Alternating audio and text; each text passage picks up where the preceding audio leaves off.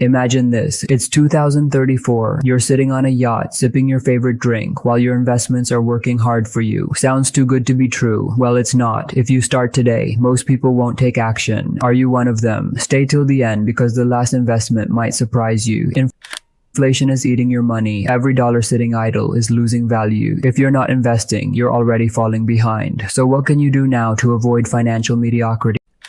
First up, index funds. They're the beginner's cheat code to wealth. Low risk, low effort, high rewards. Historically, they've averaged 10% annual returns. Imagine consistent investments turning into millions. Are you ready for that commitment? Next, REITs. Real estate without the landlord headaches. These investments pay dividends as rents roll in. Diversify and watch your money grow, but be ready for some market swings.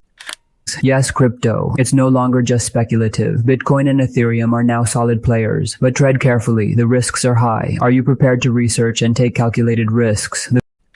The future is tech. Think AI, green energy, and biotech. Companies like Tesla and Nvidia have made fortunes. High growth equals high risk. Can you handle the ride?